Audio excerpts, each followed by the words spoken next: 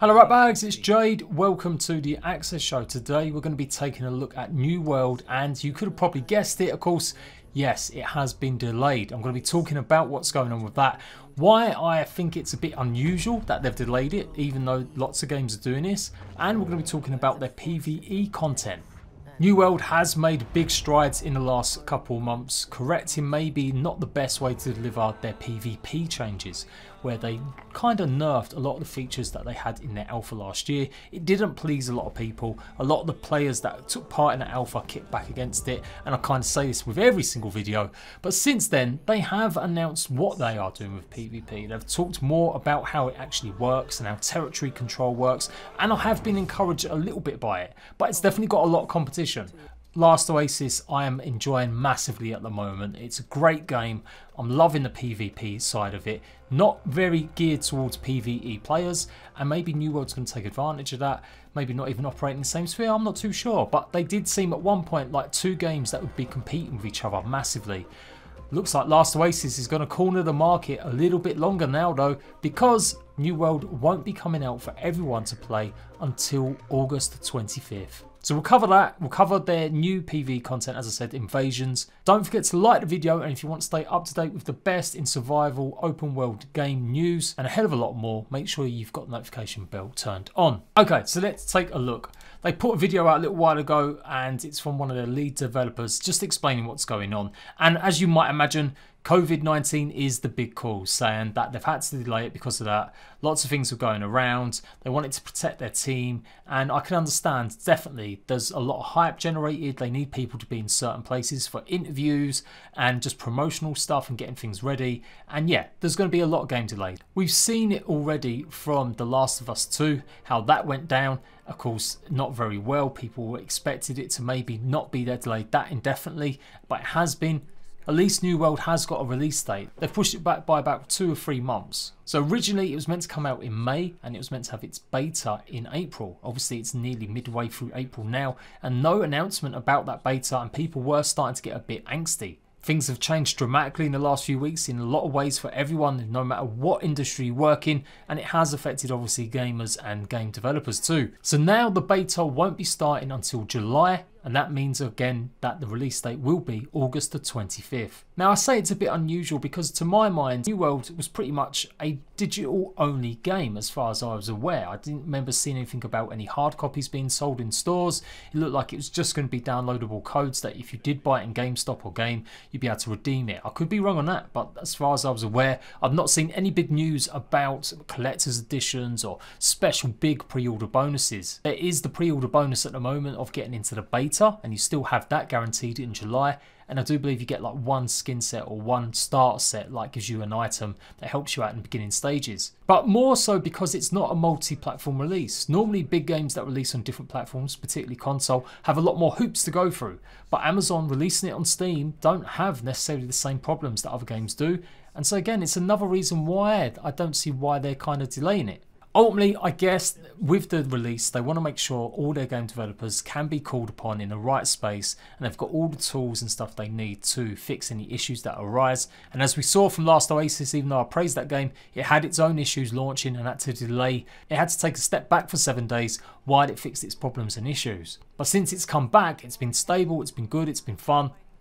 And so maybe New World want to avoid that situation with everyone working remotely, and just make sure that hopefully by August time things will be a little bit more back to normal. And I'm sure it's not going to hurt the game at all, that it will get a bit more polish. The alpha is still going to be ongoing. It will still run all the way through until July apparently. No date yet in July, just July itself. So yeah, let me know what you think about that news. Let's go through the invasions then. So this is the big PvE content, and the way it's going to be working is that there will be a battle, and you'll know that corruption forces are going to invade your territory. The corruption forces basically amass control, a bit like players might do in your territory, and once they get to a certain point, they'll lay siege to your fort, and this is going to be called an invasion. During the battle, defenders must protect their fort against escalating waves of enemies. If the forces defending the fort are successful, the corrupted army is repelled and the battle is won. Now that's pretty much how PvP battles are going to take place. So it's pretty much the same mechanic, but instead of actual other clans, other players. You're going to be just fighting off AI enemies at various times, as well as the normal player base. The difference though, of course, though, is where you might lose territory or lose standing against other players. If you lose the battle, the fort falls, then you're going to start losing upgrades, crafting stations, fort gates or fort turrets. The higher the territory's level, the more items get downgraded. Post-battle, the corruption retreats to replenish their force, and the fort itself restores, restoring any structures that weren't destroyed. Don't spend too long upgrading your territory again though, as invasions occur approximately every 4 days. And now I guess this is really what they're trying to solve is there enough PvE content? When you think about big games, and I'm always going to reference survival games more than MMO, because I've not really spent much time playing big MMO games. It's survival that is my channel's focus. But I still see very much similarities between New World and a lot of them games, even if they have taken away a lot of the survival mechanics. New World really isn't a full-fledged survival game. It's a MMO with crafting capabilities and sandbox nature now. And I don't think it necessarily means I can't play it. I just think it's definitely going to be not the survival experience that some people might have expected. And I think that's probably a good thing. Survival can get really grindy and boring for some. But what survival definitely does normally have is some sort of mechanic or loop. In Ark, you've got the dinosaurs, taming creatures, getting new ones, raising baby dinosaurs, all takes considerable amount of time and preparation. In Conan Exiles, you have thralls and pets that you can get hold of. Same sort of thing, you've got something to do with them, it takes a while to get hold of them, and you battle it out against waves of enemies that come in their purge. Now, rather than copy maybe either Ark or copying the purge system from Conan, this seems to be their own path. Having these battles, these fort battles, these invasions is what their big loop is going to be. And I don't mind it. It sounds pretty cool. It sounds like it's going to get people geared up and people will like it, taking on maybe the enemies, the AI enemies, and it might give them experience when it comes to actually taking on other players. So apparently the day before the invasion, players will be able to sign up at the settlement's town board. The governor of the defending territory can choose 10 heroes to accompany them in the upcoming battle. The 40 remaining slots are randomly selected from players who signed up to take part in the next invasion. Note that only players at level 50 or above can participate in invasions. Now this is where it gets more interesting. As I just said, you need some loops, you need some sort of endgame content as well. And it does look like these invasions are going to be geared more towards endgame, rather than just everyday occurrences for most of you as players. But level 50 does seem incredibly high when you can take part in PvP at like level 10, I do believe, or level 20.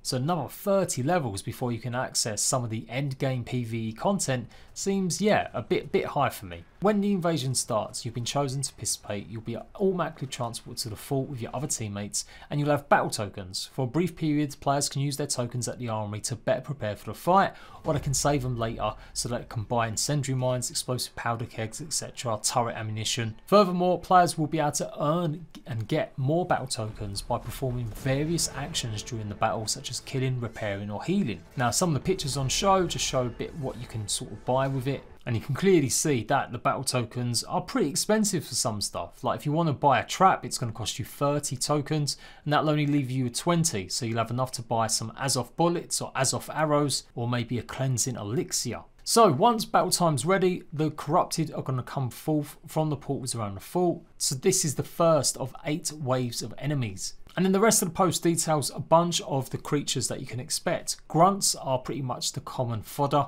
They'll be there in big swarms. They focus on destroying structures, and if they can't reach one of them, they begin to attack players. They start to frenzy after a period of time, becoming faster, more intense, and they'll do more damage while burning themselves out. Raiders are the shock troop of the invading forces. Skilled, tough, they're capable of handling themselves in melee combat. They'll focus on attacking players, but will attack structures if there are no players in range. Snipers hang back and take pot shots. They'll try and suppress turrets. They're also evasive, dodging and ducking to avoid player attacks. Bombers are runners with explosives strapped to their back. They'll pretty much run just like that orc in Lord of the Rings and blow themselves up, dealing significant damage. Brutes are big beasts that are going to smash structures. They'll occasionally attack players that annoy them, but otherwise they're going to be focused on destroying defences. So brutes are going to have to be taken down by multiple players to really get rid of them. And then there's going to be bosses. Some are focused on destroying structures while others focus on attacking players. Some of them apply buffs to other invading forces or debuffs to players. It all sounds pretty good, and some of the new models look pretty good as well. The corrupted enemy are going to destroy the gates first, then destroy their fort claim. During battle, players can use various structures to help defend the fort, such as turrets, support, droppers and traps. Just like with PvP, only the company that owns the territory can build defense structures before the invasion commences. You'll be able to place ballistas, repeaters and explosives as a round to hopefully stop the enemy reaching gates. Droppers are effective against infantry but ineffective against anything at range. It fires molten liquid on enemies below. Support structures can be used to buff players, such as the Horn of Resilience that provides a defensive buff to all nearby teammates. While the buff is active, your teammates take reduced damage and heal over time. Do not underestimate the Horn, as it turns the tide of battle if used at the right time. And then it says they've got more traps as well, and you can buy these from the armory just like that explosive kick we saw earlier. You'll find a bunch of information how the battle's going and what wave you're facing in the top of the screen as you're fighting. You can see the turrets again look pretty interesting too. Big typical cannons as well, and I like the idea of this. Once the time limit's reached, if you've defended your claim, then obviously you've won. All players are going to receive XP whether you win or lose. You'll get in-game currency and loot, even if you do lose. After that, you'll all be released back into the regular world. And of course, as I mentioned at the beginning, if you do lose though, you will have a downgrade of your territory. And depending on how many waves you actually get through is what kind of loot you'll gain from it. So yeah, all pretty interesting stuff. It's a shame it's been delayed, but there you go. This is the season of delays. Expect many more games to be announced as delayed. I just feel a bit surprised that New World is one of them. If anything, this is one of them games that I felt could have come out on time, given it's only launching on one platform and it's coming from a fairly big, massive company like Amazon Gaming. You let me know your thoughts though. Does the sound of taking part in these big endgame PvE battles fill you with good stuff? I am going to be keeping you guys more up to date with New World. I'm going to start ramping up some more content very soon. I have got access to the alpha, been playing it a little bit, and yeah, we will see what I will give you in terms of opinion once the beta's out in July. So until then, rat bags, I hope you enjoyed the video. For the best in survival game news, indie stuff, as well as MMO and big open world stuff sometimes, make sure you've got the notification bell on, and I'll see you rat bags soon.